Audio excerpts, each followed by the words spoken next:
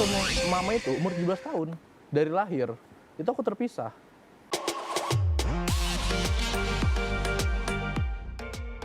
Hello Mr. Tizen, how are you and welcome back on iTalk only on www.instartlife.com when someone's story is a history and always with me Maria Christy. Hari ini bintang tamu Christy senang banget karena membuat aku harus menyentuh ranah yang jarang aku sentuh. Nah, tapi fun fact-nya dia ini selain memang punya historical family yang cukup mewarnai dunia hukum Indonesia, tapi dia juga sekarang berkarir di bidang komunikasi, bahkan ranahnya ini banyak ke politik. So please welcome on studio the one and only Fikri Budiman.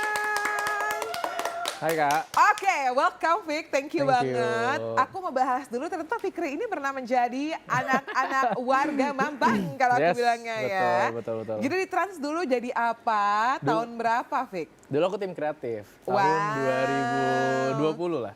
Oh, maksudnya 2020 pas sampai pandemik 21. ya? Iya, betul. Lagi parah-parahnya itu malah. Oh, Lagi oke. wah ribet banget dah semua protokolnya. Kayaknya sekarang lebih fleksibel kan pasti. Udah lah kan di Januari kemarin kan udah di announce Iya, kan. zaman-zaman bahwa- syuting masih pakai shield itu tuh. Tapi saya, iTalk juga ada tuh di zaman itu 2020 tuh. Iya. Bener-bener semua bintang tamunya juga online. Iya. Udah bintang tamunya online on Zoom gitu ya. Terus kitanya hostnya tuh yang di studio insert live belakang tuh. Studio kita baru ada, Iya. baru bagus-bagusnya banget, masih grass gitu ya. Kita siarannya pakai face shield and masker, but we Iya. pass it anyway ya. So mungkin ada yang belum tahu, Fik. Lo boleh kenalin diri, Oke. karena gue juga penasaran kalau seperti seorang Fikri ini lebih seneng diperkenalkan sebagai seorang apa? Oke. Sebenarnya kalau ditanya itu sih sebenarnya pengennya as a Fikri Budiman aja sih mungkin. Sure. Sekarang pekerjaan yang gue lagi jalanin as a content creator mungkin itu aja sih mungkin sebenarnya. Belum sebenarnya nggak pengen terlalu dikaitin dengan papa sebenarnya karena rada sulit sih itu. I got it, Rada I got it. berat namanya sebenarnya. Yes, tapi we have to admit bahwa memang Fikri ini adalah putra dari mendiang Bapak Freddy Budiman Ya. yang memang harus menjalani eksekusi mati, betul ya bicaranya ya, tanggal 29 Juli 2016. Yes. So, itu tadi kenapa aku bertanya, karena kadang-kadang bukan hanya anak dari seorang tereksekusi mati, tapi kadang-kadang untuk menjadi anak ya dari orang tua yang punya nama besar pun, mereka punya beban sendiri. Ya. Kadang-kadang susah dikenali sebagai siapa sih orang ini Ya. gitu. Tapi sekarang I can say bahwa seorang Fikri Budiman bisa menunjukkan siapa dirinya. Nanti kita Ya. akan ngobrol juga ya seputar aktivitas-aktivitasnya. But first, I wanna know gimana perjalanan 7 tahun keluarga dari Fikri Budiman? Oke, berarti udah ya kurang lebih udah 7 tahun ya kayak udah Yes. 7 tahun. Sebenarnya sih setelah momen papa dieksekusi itu yang pasti recovery diri terlebih dahulu sih sebenarnya. Karena itu momen yang menurut aku tamparan terkeras aku lah di hidup aku.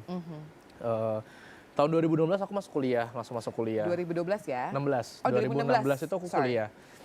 Aku ke Bandung, aku kuliah, mencoba healing lah kali bahasa sekarang Ambil ya. jurusan apa, Fik? Bisnis dulu. Oh, Iya, jurusan di? bisnis di Telkom. Oh wow, oke, Gitu, nice. di TELU. Jadi di kampus di Bandung mencari kota yang tenang, Iya, yang iya, damai iya, gitu iya. karena momen-momen itu kan masih ya mungkin sampai sekarang aja kadang masih keinget-inget momen itu terus gitu. Jadi kuliah normal semuanya ngejalanin 4 tahun kuliah sampai akhirnya aku kerja di sini gitu. Jadi mungkin sih dan orang nggak ada yang tahu tentang background aku siapa di zaman kuliah itu. Puji Tuhan dong. Iya, lumayan jadi kayak ya semua aktivitas aku di Bandung tuh ya nggak ada sangkut pautnya dengan papa gitu. Jadi baru mulai muncul ke publik itu ya tahun 2021 Kak, baru Ya. mulai.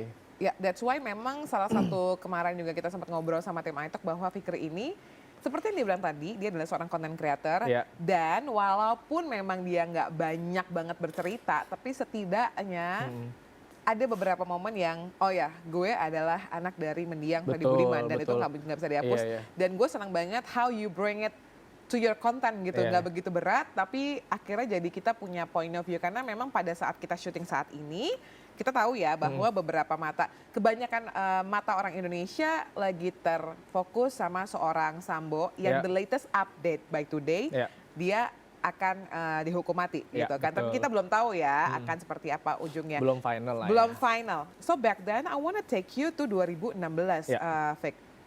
Bokap sebelum dieksekusi itu berapa tahun dia harus mendekam? Karena kan sebenarnya waktu itu juga kalau kita googling ya, itu Ya. kan tiba-tiba nanti ada drama apa, apalagi dengan wanita dan lain-lain kan. Iya, iya, iya. Sebenarnya kalau papa tuh keluar masuk penjara. Cuman yang terakhirnya itu dari 2012 udah di penjara. Yes, which is 4 tahun ya sampai eksekusinya ya. Iya, sampai 4 tahun. Tapi sebelumnya tuh keluar masuk penjara terus gitu. Momennya yang aku dekat sama papa itu dari tahun 2012 sampai 2016. Dimana pertama kali aku tahu tentang papa itu 2012. Yes, karena back then lo adalah anak yang lahir tahun 99. Betul. Belum tahu apa-apa, mungkin Yes. sampai lo tahu di momen itu di 13 tahun berarti Iya, ya, umur 99 ke 13 tahun. 2012. Betul. Fun fact-nya juga bahwa keluarga besar dari Fikri, which is juga dari keluarga mendiang Freddy Budiman, your dad, papanya Fikri ini 5 bersaudara dan 3 diantaranya berhubungan dengan barang haram tersebut. Betul, oh iya betul. Betul, right? Betul, cowok Dan- semua dan tiganya kena semua itu. Cowok-cowoknya semua, 3-tiganya Iya. kena, sorry, I wanna ask you, yang bokap sama adeknya harus eksekusi, Enggak, cuma Oh. papa doang. oh cuma your dad doang? Tapi emang tiga-tiganya itu meninggal di lapas semua. Tiga-tiganya meninggal di lapas, oke. papa dieksekusi, 2 sakit. Gitu, dua-duanya sakit. oke. Ada yang satu di Tangerang, yang satu di Jawa. Jadi nggak dieksekusi tapi emang sakit gitu. So your aunts, tante-tante lo gimana tuh? Kan 5 bersaudara. Iya. Nah yang tante yang pertama sih sampai sekarang dekat. Nah yang kedua dia udah meninggal. Yang dari sebelum aku lahir. Nah yang 3 bersaudara ini oke. yang berhubungan dengan narkoba. Berarti so far sampai dengan saat ini Ya. keluarga dari papa yang ada adalah tante lo. Tante sisa 1. Oh, Sekarang sih oke. masih menjalani kehidupan pada Dengan baik. nasibnya Dengan baik baik aja ya. lah gitu. Bisnis yang normal lah ya. Bisnis yang normal yang ya. seharusnya ya. Kalau lo melihat keluarga, sorry itu saya keluarga besar yang mungkin harus deal with drugs gitu ya, Ya. berhubungan dengan narkoba. Iya dia pengedar juga, ya pastinya pemakai juga gitu ya. Menurut lo kalau misalnya digambarkan dalam satu kata supaya orang tuh lihat ada point of view-nya, apa yang akan keluar dari mulutnya seorang Fikri? Eh, ketika ada orang yang berhubungan dengan narkoba. Keluarga besar lo? Ha-ha. Heeh. Sebenarnya ya rusak sih pasti. Oke. Karena keluarga aku ya hancurnya karena narkoba semuanya kan. Gitu. Jadi nggak cuman papa sebenarnya, cuman keluarga om-omku juga hancur karena narkoba semua gitu. Jadi mungkin narkoba cukup membawa pengaruh yang buruk banget sih. Lo sempat kenal sama opa-oma lo dari bokap nggak? Kenal banget. Sampai sekarang maksudnya nenek oma tuh masih ada. Oh puji Tuhan. Gitu Oke, masih oke. ya mungkin dia kayaknya wanita paling kuat kali menurut Ya. gue ya. Nah, kalau aku bisa ditanya wanita siapa paling kuat ya aku jawab oma gitu. Karena 3 anaknya begitu. Ya. Terus suaminya opa itu sakit udah puluhan tahun tapi ya udah meninggal di Oke. sebelum papa. Jadi ya mungkin dia kuat banget sih. Ada nggak? Kan lo bilang tadi deket juga sama oma ya. Ada nggak momen yang lo talk sama oma dan mungkin ada yang dia sampein ke lo atau mungkin pernah terbersit kayak wah dulu tuh waktu badai-badainya gitu ya, gue tuh begini loh. Pernah ada nggak momen Fik? Oma tuh kalau oma sih selalu bilang kalau ini udah takdir Allah aja sebenarnya. Oke. Dia selalu kayak udah mau gimana. Jadi apapun yang terjadi dia udah pasrah aja karena menurutnya udah ya udah ini udah takdir dan ini udah konsekuensi yang dilakukan sama anak-anaknya gitu. Dan anak-anaknya itu tidak pernah menyalahkan orang tuanya, which is itu oma sama opa karena oma sama opa tuh nggak pernah mendidik mereka ke jalan yang buruk gitu. Dan ekonomi nggak mempengaruhi keadaan karena narkoba ini bukan karena ekonomi gitu, mereka itu emang Keadaan karena ekonomi opa-oma waktu itu baik berarti baik ya? banget dulu Oh, termasuk orang-orang ya cukup Berada lah. berada lah di Iya, pada iya, saat iya, iya, itu. iya. Cuma narkoba ya mungkin karena hobi aja kali ya ke papa gitu. Karena anak muda zaman itu gitu kan masih bebas banget ya. Jadi ada mungkin ngeliat ada peluang gitu. Jadi kayak ada peluang bisnis nih dan peluangnya bisa besar ya udah itu aja sih sebenarnya. Tadi ada kalimat yang cukup dark juga ya, gue kayak aduh. Karena aku selalu baca papa tuh kata dulu jadi seorang copet awalnya, kadang suka kesel sendiri gitu. Aneh Beberapa media tuh ngomong seperti itu. Iya, padahal maksudnya kan kalau sorry to say, copet itu biasanya identik karena dia udah bisa harus bertahan pada saat momen itu. Betul. Tapi kan the moment lu tahu bahwa opa oma lo tuh provide Iya. dan akhirnya ya udah kita ambil garis tengahnya aja, bahasa yang enak pergaulan deh. betul. pergaulan dan ternyata memang merosotnya cukup jauh Iya, sampai iya. akhirnya menjadi pengedar yang kelas kakap gitu. Iya, betul. So, pengedar kelas kakap, gue penasaran, kalau tadi kan kehidupan ke atas tuh, ke Ya. Oma dan Opa. Kehidupan lo sebagai anaknya seorang Freddy, itu gimana tuh? Mau dilihat dari sisi apa tuh? Ekonomi? Oh, cukup sih ekonomi. Cukup atau Cukup. berlebihan? Pernah berlebihan. Pernah. Pernah, Kenapa? cuma kan pas papa meninggal jadi rada turun ya. Ini mohon maaf banget ini mah. Ini kan sebenarnya serius ya. Ini kita bukan ngetawain dia, tapi ngetawain cara ininya. Oke. Iya, gitu. Jadi pernah lah. Gitu pernah merasakan. Pernah merasakan tuh, ya aku dari SMP kan tinggal, maksudnya hidup tuh di kawasan Jakarta Selatan gitu. Terus sekolah juga di sekolah yang sekolah-sekolah termasuk oke lah pada zaman itu sampai sekarang juga masih sekolah-sekolah bagus gitu-gitulah. Terus alhamdulillah sih nggak pernah kekurangan gitu. Terus banyak lah mungkin cerita-cerita yang berhubungan dengan ekonomi, cuman intinya sih aku berkecukupan banget sih. Lo nggak pernah merasakan yang namanya bocah-bocah sabun habis dia campur air, nggak pernah? Alhamdulillah belum pernah. Belum pernah sampai Gitu. sekarang? Sampai sekarang yang belum pernah. Sabun banget habis orang. maksudnya. Ya kalau mau tipis saya beli, cuma sabunnya murah memang iya. Oh iya, ada downgrade-nya Iya, ya. gitu. Tapi nggak pernah sampai kocok-kocok Nggak gitu, nggak pernah. pernah. Oh ya nggak masalah, sama kehidupan orang kita nggak masalah. Iya, Oke, betul. back again to my question. The moment you know bahwa gue ini kaya banget gitu, karena kan misalnya gini ya, ada anak-anak yang bawa bekalnya teh gitu depannya kan. Nah itu udah kasta-kasta beda tuh. Iya. Kayak misalnya buah-buahnya ada buah-buah jeruk-jeruk yang murah sama tiba-tiba anggur tuh kan kastanya beda. Gue kayak oh iya nih momen gue tahu nih bokap nyokap gue ada duta nih, ada duit gitu kan. Iya. Nah lo waktu itu pada saat kecil SD mau ke SMP gitu, yang lu inget kayak lo merasa oh iya orang tua gue kaya. Lo belum tahu bokap lo gebong narkoba ya? Nggak Apa? tahu gua. Ini pasti ria banget sih. Apa keriaan? Cuman, Kita suka keriaan ini, kita suka keriaan gue ini. pernah dulu, jadi gue sekolah tuh ada namanya sekolah artis lah dulu. Gue pernah dapat nilai jelek dulu tuh, remet. Ini nggak beres-beres nih remet. Ada Oke. satu cara ya tuh. Jadi beberapa guru akhirnya akhirnya nilai gue bagus kak. Itu serius tapi. Satu itu, terus perpisahan angkatan gue tuh, jadi yang angkatan identik dengan ya kita angkatan lulusan kita ke Bali. Iya dong. Dulu gue punya hotel di Bali, jadi anak-anak semua fasilitasnya gue yang bayarin. Hotel di Bali, transport. Nah itu kalau Satu angkatan berapa anak? satu angkatan tuh 100 ada kali ya, sekitaran segitu. Dan orangnya masih hidup semua kan, jadi bisa ditanyain dulu pada mereka pada tidur di hotel gue, dan itu kan uang haram berartinya. Wah, Uangnya Mereka- tidak halal. mereka tidak tahu itu uang narkoba. Ya kalau nggak tahu makanya nggak masalah ya. Coba tanya sama Ya, tapi ada waktu itu orang tua murid ya, orang tua murid cewek. Karena mungkin ngelihat, wah nih anak punya hotel nih. Disamperin, kamu udah punya pacar belum? Gitu-gitu, anaknya tuh temen angkatan. Iya ya pasti dong. Terus kayak udah punya pacar belum gitu, aku jawabnya kayak, wah udah tan gitu. Emang waktu itu punya pacar sih situ. Oh iya. Mungkin itu kali ya keriaan yang bisa gue sharing. Lagi dong. Kayaknya kita lebih suka kayak fakta-fakta selain Itu sih hotel. sebenarnya. Terus berangkatin. Apa ya? Kalau tapi dia tahu uangnya, yang nggak ngerti lah ya itu hitung-hitungan orang, say. Jangan Iya. gue yang repot deh, jangan Betul. ngurusin dosa orang deh. Ya, Cuman akhirnya tuh nilai gue jadi bagus, dan sisanya guru yang lain pada minta semua kak. Cuman kan saya kan langsung kode aja ya, nilai dulu dong. Gitu. Wah. Nilai dulu gitu. Akhirnya lulus lah. Itu kelas 3 tuh aku. Keluarga sih. Bukan aku yang tapi keluarga gitu. Oke, terus the moment lo 12 tahun, and then you have the surprise, you know the Iya. truth gitu kan. What happened with yourself? 2016 ya? Ya. Eh, Katanya lo tau 2012? Oh 2012, sorry. 2012 pertama kali tahu juga itu aneh karena kita lagi lebaran. Lagi lebaran, terus gue baru pulang banget dari US. Momennya tuh happy banget kak. Mau makan keluarga, tiba-tiba kita Surabaya lagi di restoran Chinese food yang mejanya tuh Pokoknya, bisa diputer-puter, di Yes. atasnya TV. Nah di atasnya tuh TV, tiba-tiba nyaring berita tentang papa. Nah di berita Wow, tentang papa that's itu very dia sweet. selalu nyeritain tentang, pertama lagi makan gitu kan, kasus tentang narkoba, Freddy Budiman, bla bla, nih anchornya tuh, Freddy Budiman. Nah, Freddy papa Budiman. itu namanya nggak Freddy Budiman, oh iya siapa? di keluarga tuh Budi Fernanda.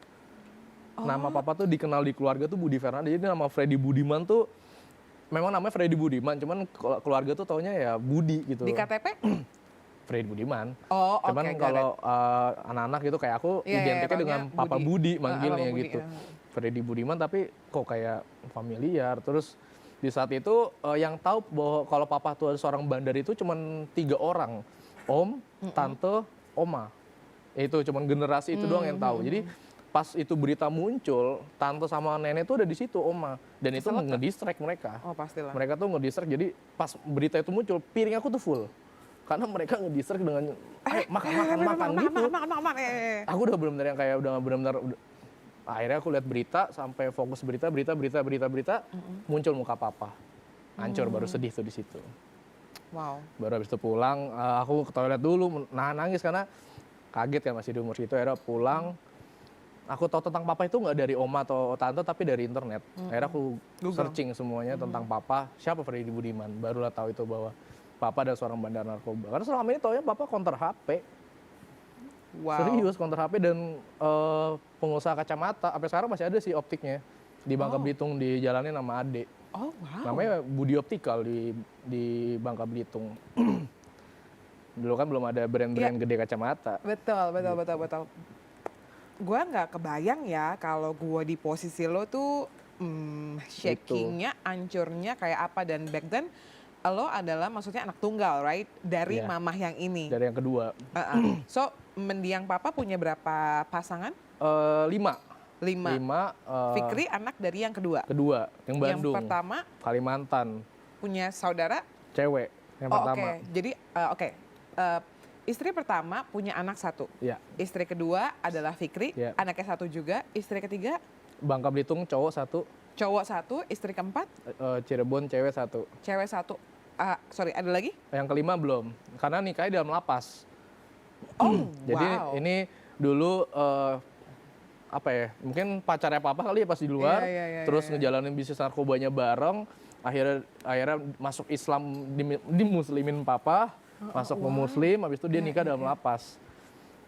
Gitu. Jadi kalau di kontak HP aku ada 5 mama namanya, mama 1, 2, 3, 4, 5. Capek kan? Capek.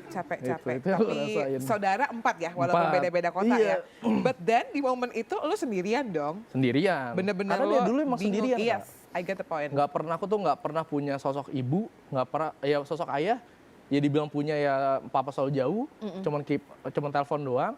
Jadi emang benar-benar terbentuknya itu seorang cowok sendiri aku. Gitu. Jadi ya nggak cerita sama siapa-siapa pada saat itu. 99 sampai 2012, I can say lo jadi anak cowok yang hidup berkecukupan. Ya. Tanpa adanya figur papa. Mama pasti present lah ya, ada lah ya, hadir. Mama tuh dari tante. Jadi aku tinggal itu sama tante kakaknya papa itu. Jadi nyokap selama asli? Nyokap asli. Aku tuh ketemu mama itu umur 17 tahun dari lahir. Itu aku terpisah. Oh, wow. Nah, oke, ini rada panjang nih. Jadi Iya. Mau minum dulu apa enggak? aman nggak? Oh ya, aman. Ya. Jadi aku lahir 99. Umur 2 bulan rumah digerebek. Ini cerita dari mama ya. Rumah digerebek. Di rumah itu ada aku, mama sama papa dibawa. Yes. Nah, papa nih nggak tahu tapi dibawa sama polisi kah, rekanan bandar atau apapun itulah. Nggak tahu, atau polisi atau sebenarnya nggak tahu. Jadi papa dibawa, dimasukin mobil, papa hilang sama sebulan. Sebulan kemudian papa nelfon mama, bilang aku aman, aku di Surabaya. Nah itu besok ada yang mau ketemu, aku kangen sama Dede, aku panggil Dede. Aku mau ketemu, dibawalah aku dari Bandung ke Surabaya sama teman-temannya papa. Dari situ aku terpisah sama mama, umur 2 bulan. Oh wow. Nggak pernah lagi ketemu mama. Jadi dari umur 2 bulan, aku dibawa ke Surabaya, Jakarta, Bangka Belitung. With your auntie berarti ya? Kakaknya papa, right? Enggak, sama nenek. Nah, sama oma, enggak, sama oma dulu. Terus nggak lama, papa nikah lagi. Aku sempat mikir istri ketiga itu ada di ibu kandungku, yang Bangka Belitung. Gitu.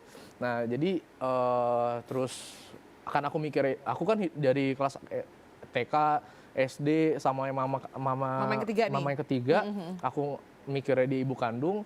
Kelas 4 papa pergi lagi. Dari Bangka Belitung ke Jakarta. Nggak tahu kenapa papa tiba-tiba pergi. Aku diambil lagi dari Bangka Belitung ke Jakarta. Sama? Sendiri. Aku dibawa sendiri, nangis. Sorry aku. Ya, mamah yang di Bangka berarti tinggal di Bangka dong? Di Bangka. Nggak ke Jakarta nih? Nggak ke Jakarta. Berarti lo sama oma, sama keluarga papa lah ya intinya? Iya, sama tante itu. Sama tante. Jadi aku dibawa ke Jakarta, terus nangis, terus kenapa nangis kata oma, mau ketemu Bangka, mama, mau ke Bangka. Kenapa? Ya aku mau tinggal sama mama aja gitu. Terus nenek bilang, oma, itu bukan mama kandung kamu.